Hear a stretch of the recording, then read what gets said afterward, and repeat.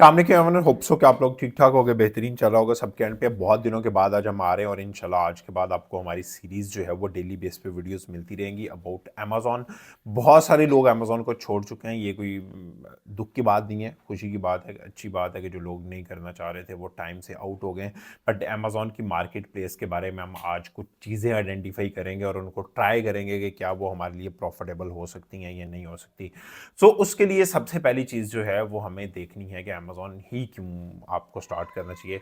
याद रखें, अमेज़ॉन सबसे बड़ा शेयर रखता है, ये सबसे बड़ा एज है अमेज़ॉन के पास कि वो फर्स्ट मूवर है ऑनलाइन वर्ल्ड में। ई कॉमर्स को जो है वो लेके आने वाला है, जिसके लिए उसने 2006 जो है वो उसमें आके FBA लॉन्च किया था आपने, जिसने और बहुत सारा चेंज कर दिया था कि उसने अपने फुलफिलमेंट सेंटर्स ऑफर करना शुरू कर दिए थे कि आपके पास इन्वेंट्री है तो आप उसके फुलफिलमेंट सेंटर में रख दें और वहाँ से वो आपकी इन्वेंट्री को फुलफिल करता रहेगा। तो इस तरह से क्या हुआ था कि चीज़ें आहिस्ता आहिस्ता चेंज होती गई। तो जब अमेज़ॉन ने ये सारा कुछ स्टार्ट किया था तो हो सकता था कि वो प्रॉफिट मार्जिन्स बहुत ज़्यादा हों। क्यों?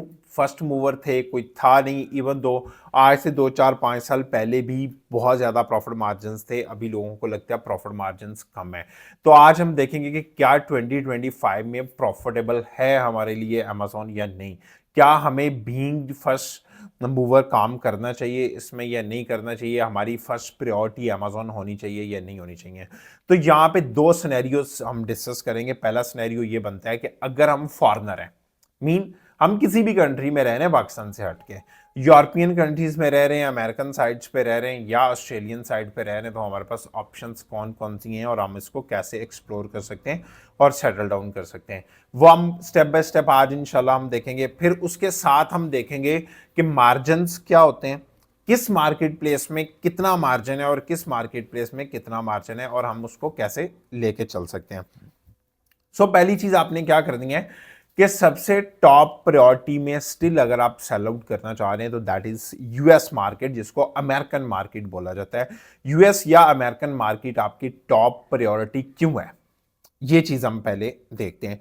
क्योंकि अभी भी 90% या 92% के राउंड अबाउट सेल्स सिर्फ यूएस में है अमेजोन की, क्योंकि यूएस की ऑडियंस बहुत बड़ी ऑडियंस है। इतनी बड़ी ऑडियंस के साथ काम करना जो है वो इट सेल्फ चैलेंज है आपका कि आप जो है वो चीज़ों को सेटअप करें और उनको लेके चलें। लिहाजा अगर आपको आपकी प्रायोरिटी है और आपके पास थोड़ी अमाउंट है सर्टन, तो आप चले जाएं यूएस में। यूएस में आप अवेलेबल हैं या नहीं हैं, दैट समथिंग जो है वो डिफरेंट सिनेरियो, जिसमें आपको देख सकते हैं कि लाइक अगर आपको जो है वो अमेजोन में काम करना है तो आप पाकिस्तान से एलएलसी रजिस्टर्ड करके कर सकते हैं। अगर आप एलएलसी रजिस्टर्ड करते हैं तब क्या आपके पास ऑप्शंस हैं, अगर आप यूएस में फिजिकली हैं तो तब आपके पास क्या ऑप्शंस हैं। जब आप एलएलसी रजिस्टर्ड करते हैं तो वहां पे आपके पास चीजें लिमिटेड आ जाती हैं, क्योंकि पाकिस्तानी पासपोर्ट पे वो थोड़ा सा तंग करता है। अकाउंट अप्रूवल्स में भी वो मसले करता है। अगर आपको पाकिस्तान से रह के अकाउंट अप्रूवल का भी इशू आ रहा है तो ये मैं आई बटन में आप वहां पे चेक कर लें, इवन इसके डिस्क्रिप्शन में भी हम ऐड कर देंगे।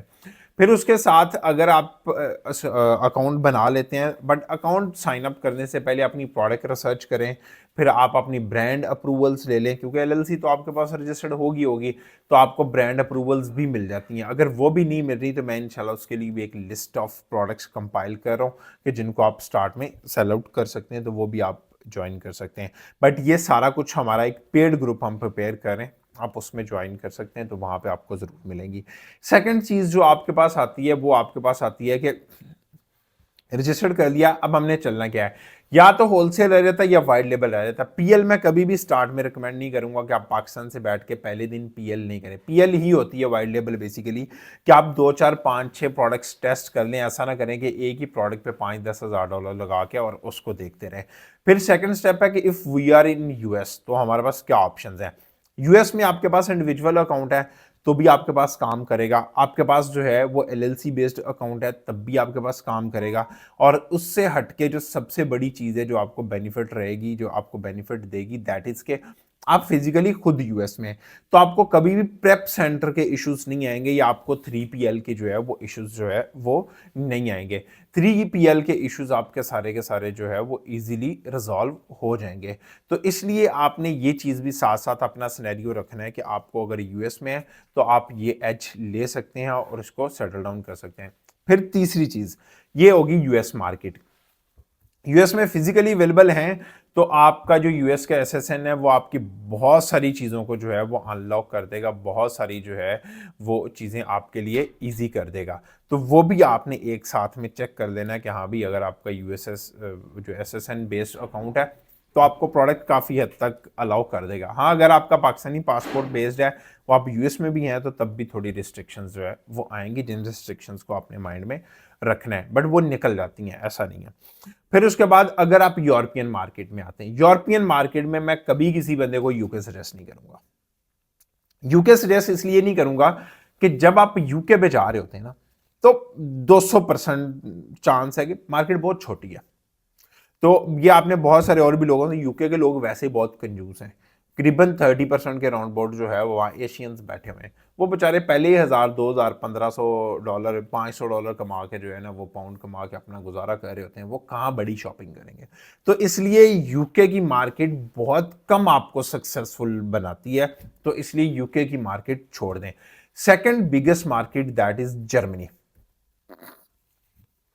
कल भी मेरी एक क्लाइंट से बात हो रही थी, तो वो मैंने उनको सजेस्ट किया कि आप जर्मनी में चले जाइए। वो कहते थी लैंग्वेज बैरियर बहुत है। तो वहाँ पे मुझे एक चीज़ अगेन माइंड में क्लिक की कि लैंग्वेज बैरियर की वजह से जर्मनी हमेशा टॉप ऑफ द लिस्ट रहेगी। क्यों? जर्मन लैंग्वेज हर बंदे के पास की बात नहीं है, लिहाजा। But second biggest market is Germany, still Germany है, तो आप जर्मनी में चले जाएं। जर्मनी में अच्छा है, बाइंग पावर भी लोगों की अच्छी है और वहाँ पे सेल्स भी आप अच्छी स्कोर कर लेते हैं। फिर तीसरे नंबर पे आपको जाना है तो आप इटली की मार्केट में चले जाएं, आप यूरोपियन साइड से आयरलैंड की मार्केट में चले जाएं, ठीक है जी, आप फ्रांस की मार्केट में चले जाएं। ये मार्केट प्लेसेस ऐसी हैं जो आपके पास अच्छा रेवेन्यू जनरेट कर सकती हैं। फ्रांस में भी बहुत कम लोग कर रहे हैं, आयरलैंड में बहुत कम लोग कर रहे हैं, सेलर्स ना होने के बराबर है मैंने जितने भी चेक किए, और इतनी अपॉर्चुनिटी है। आप यूरोपियन कंट्रीज में से किसी में भी हैं तो आप इवन तो हमारी टीम से भी राब्ता कर लें, हम नीचे कॉन्टैक्ट नंबर दे देंगे तो आपको हम आप हेल्प आउट कर देंगे, आपको लॉन्चिंग करवा देंगे जिस तरह की भी आप कहेंगे, ठीक है। और इन मार्केट प्लेस में आप पीएल भी लॉन्च कर दें तो कोई बहुत बड़े पैसे नहीं, $4-5 हज़ार $7,000 से आप इजीली कर सकते हैं। और ये लॉन्च भी हो सकती है, मतलब 2000 से भी हो जाती है। बट ये कि आपको अपना बैकअप बजट रखना है, ये ना हो आपकी सेल्स आना शुरू हो जाए, आप क्या मेरे पास पैसे नहीं है, अमेजोन ने 21 दिन के बाद देने, वो आएंगे वापस, फिर मैं री इन्वेस्ट करूंगा, तो वहाँ पे आप मार खा जाते हैं। तो आप कुछ अपना बैकअप रख लें, 1000-2000 लगा के आप इजीली टेस्ट कर लें, चल लें। But still European market is much better than UK. UK को मैं एक्सक्लूड इसलिए यूरोपियन मार्केट से कर रहा हूँ कि यूके में चंदी चोरी बहुत ज़्यादा है, तो इस चंदी चोरी से बचने के लिए आपको जो है वो उससे निकलना है। फिर उसके बाद अगर आपके पास है तो आप गल्फ कंट्री में आ जाएं, आप सऊदी अरेबिया में बेच लें, यूके बेस्ड कंपनी पे सऊदी अरेबिया में लोग बेच रहे हैं, आप बेच सकते हैं। फिर उसके बाद जो है वो आपके पास आ जाती है दुबई की। दुबई को भी रज के रोल दिया पाकिस्तानियों ने, क्योंकि जहाँ पाकिस्तानियों की थोड़ी एक्सेस ज़्यादा होती है वो मार्केट रुल जाती है। तो दुबई का भी यही हाल किया कि दुबई में भी बहुत ज़्यादा जो है वो मसले आ रहे हैं। But still Gulf countries are the top of the list. Gulf countries में बहुत अच्छा काम हो रहा है और बहुत अच्छे तरीके से आप बेच सकते हैं। आप सऊदीया को थोड़ा टारगेट कर लें और वो बहुत अच्छा बिकता भी है, ऐसा नहीं है कि नहीं बिकता। फिर इसके बाद कि आप जो है ये सारी मार्केट प्लेसेस का ओवरव्यू आपको हो गया। अभी हम आते हैं कि हमें मार्जिन्स क्या है। अगर यूएस में अभी आप काम करेंगे तो थोड़ी कम्पिटिटिव मार्केट है, आपको 10 से 12% तक मार्जिन मिलेगा। तो जो कलेक्टिव मार्जिन होता है ना वो मोस्टली आपका 10 से 20% के दरमियान कहीं ना कहीं आपका आता है। हाँ, अगर एक्सपीरियंस टीम है तो वो ऑब्वियसली हाई थोड़ा सा जनरेट कर लेती, बट 20% से ऊपर बहुत ही कम प्रोडक्ट्स हैं।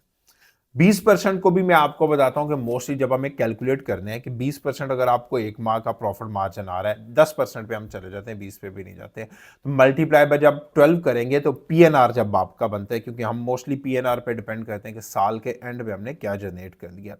तो पीएनआर आपका 120% का बनता है। कोई बिजनेस कहीं यूएस, यूके या किसी भी जगह पे आप मुझे दिखा दें जो फिजिकल बिजनेस है और 120% का पीएनआर जो है वो आपका जनरेट कर रहा है। ये वर्स्ट सिनेरियो में बता रहा हूँ कि आप 10% पे जाते हैं, 20, 15, 25 में जाएंगे तो आपका इससे डबल ही बनेगा।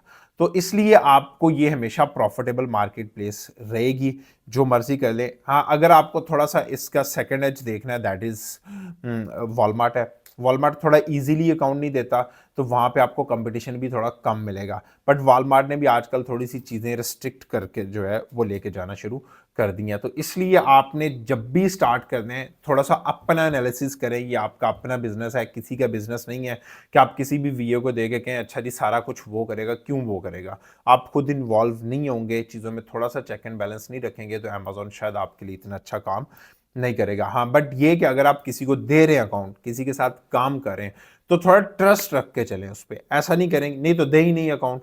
दे रहे हैं तो आप उसको थोड़ा टाइम दें, 2, 4, 10, 15 दिन का थोड़ा टाइम दें, 1 माह का टाइम दें, उसको अपनी स्ट्रैटेजीज और चीज़ें लेके चलने दें। आज अगर वो नहीं वर्क करें तो उस पर आप ज़रूर उससे अपडेट ले लें कि अच्छा यार अभी क्या फर्दर आप लेके चल रहे हैं चीज़ें या क्या लेके चल रहे हैं।